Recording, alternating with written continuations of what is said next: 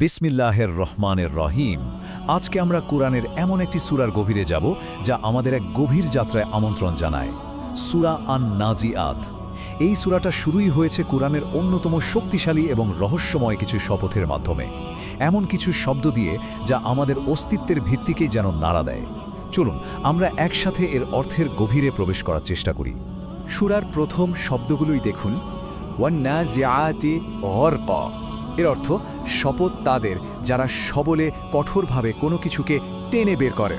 এই শব্দগুলো শোনার সাথে সাথে কিন্তু মনে একটা প্রশ্ন চলে আসে, এখানে ঠিক কাদের কথা বলা হচ্ছে, আর কি সেই জিনিস যা এত কঠোরভাবে বের করা হচ্ছে, যার নামে এতটা জোরালো শপথ করা হচ্ছে?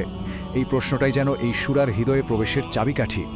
আর জানেন, এই প্রশ্নগুলো কিন্তু একদমই নতুন নয়। শত শত বছর ধরে ইসলামী চিন্তাবিদরা এই প্রথম 5টি আয়াতের গভীরে ডুবেছেন, এর অর্থ বোঝার চেষ্টা করেছেন। এর ভাষা এতটাই সমৃদ্ধ আর গভীর যে এটা কেবল একটা নয়, বরং অনেকগুলো ব্যাখ্যার দরজা আমাদের সামনে খুলে দেয়। বিষয়টা ভাবলে সত্যি অবাক হতে হয়। ইসলামে প্রাথমিক যুগের আলেমেরা শুধুমাত্র এই কয়েকটি আয়াতের ওপর প্রায় 39টির মতো ভিন্ন ভিন্ন মত দিয়েছেন। এটা নিজেই তো কোরআনের ভাষার এক জীবন্ত প্রমাণ, তাই না? যা আমাদের দেখিয়ে দেয় এর অর্থ কতটা গভীর আর বহুমাত্রিক হতে পারে। এই অসংখ্য মতামতের মধ্যে দুটো প্রধান ধারা সবচেয়ে বেশি পরিচিত। একটা ব্যাখ্যা আমাদের নিয়ে যায় ফেরেশতাদের জগতে, আত্মাহরণের সেই দৃশ্যে, আর অন্যটা আমাদের দাঁড় করিয়ে দেয় তৎকালীন আরবের এক বাস্তবতায়, মরুভূমির অশ্বারোহীদের অতর্কিত আক্রমণের ছবিতে।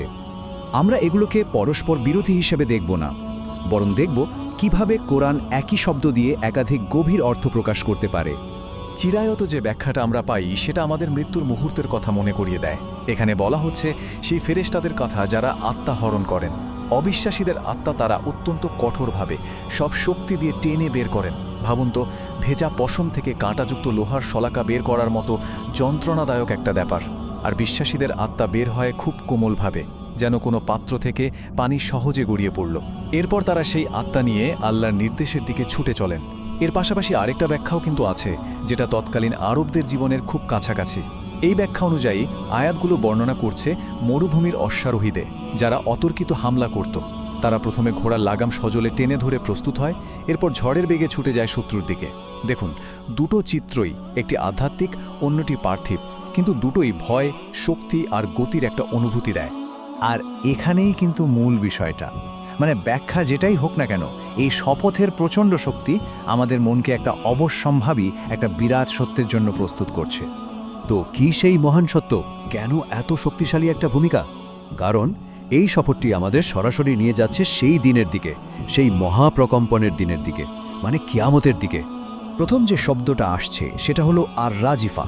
এটা হলো প্রথম সিঙ্গারের ফুক, সেই মহাপ্রকম্পন যাই চেনা বিশ্বব্রহ্মাণ্ডের সবকিছুকে এক মুহূর্তে চূর্ণ বিচূর্ণ করে দেবে, আমাদের চেনা জগতের চূড়ান্ত সমাপ্তি। আর সেই ধ্বংসের ঠিক পরপরই আসবে আর রাদিফা। এটা হলো দ্বিতীয় ভুগ, যে কম্পনে সমস্ত মৃত আবার জীবিত হয়ে উঠবে। এটা হলো ধ্বংসের পর নতুন করে সৃষ্টির মুহূর্ত, এক নতুন বাস্তবতার শুরু, যেখানে সবাইকে বিচারের জন্য একসাথে হতে হবে। কোরআন আমাদের ঠিক সেই মুহূর্তের একটা ছবি এঁকে দেখাচ্ছে। অন্তরগুলো ভয়ে থরথর করে কাঁপবে, দৃষ্টিগুলো লজ্জায় অপমানে নত হয়ে থাকবে। আর যারা এই দিনটাকে সবসময় অস্বীকার করত, তারা হতবাক হয়ে বলবে, কি আমরা তো পচে যাওয়া হাড়ে পরিণত হয়েছিলাম, সেখান থেকে কি আবার আগের অবস্থায় ফিরে যাব? তাদের অবিশ্বাস সেদিন এক কঠিন বাস্তবতার মুখোমুখি হবে।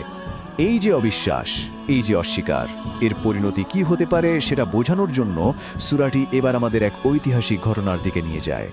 মুসা আলাইহিসসালাম এবং ফেরাউনের কাহিনী, অহংকার এবং তার অবশ্যম্ভাবী পতনের এক চিরন্তন উদাহরণ। আর এখানে লক্ষ্য করার মতো বিষয় হলো, আল্লাহ মুসা আলাইহিসসালামকে কি নির্দেশ দিচ্ছেন। সেই যুগের সবচেয়ে ক্ষমতাধর স্বৈরশাসকের কাছে গিয়ে তিনি বলছেন অত্যন্ত নম্রভাবে একটা প্রশ্ন করতে, তোমার কি নিজেকে পরিশুদ্ধ করার কোনো আগ্রহ আছে? ক্ষমতার দম্ভের বিপরীতে কি অসাধারণ এক বিনয়! কিন্তু সেই নম্র আহ্বানের জবাবে ফেরাউন যা করল সেটা ছিল ঔদ্ধত্যের চূড়ান্ত রূপ। সে তার প্রজাদের ডেকে ঘোষণা দিল, আনা রাব্বুকুমুল আলা, মানে আমি তোমাদের সর্বোচ্চ প্রভু। এর চেয়ে বড় সীমালঙ্ঘন আর কি হতে পারে? আর এই অহংকারের ফল যা হবার তাই হলো।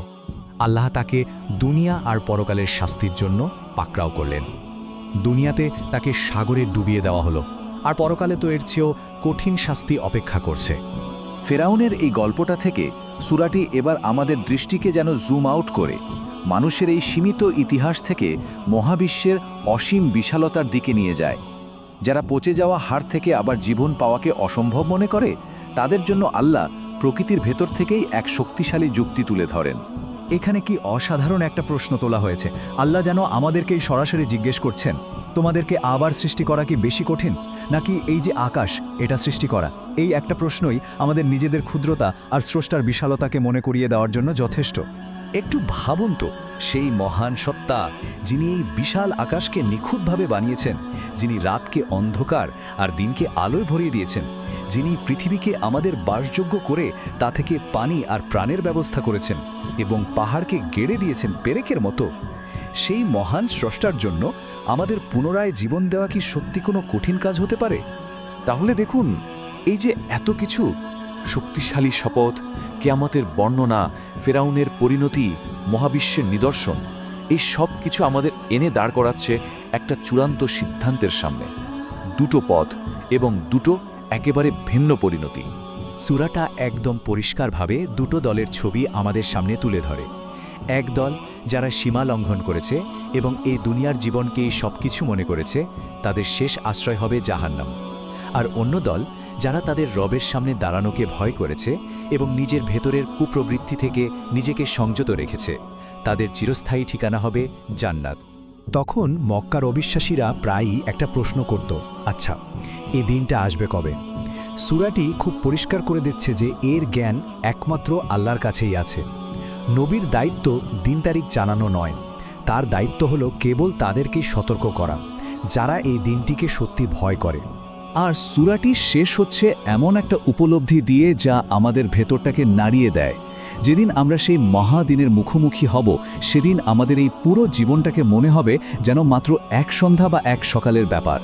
অনন্তকালের তুলনায় আমাদের এই জীবনটা আসলে কতটা ক্ষণস্থায়ী, এই প্রশ্নটি সূরা আন-নাজিয়াত আমাদের সবার জন্য রেখে যায়।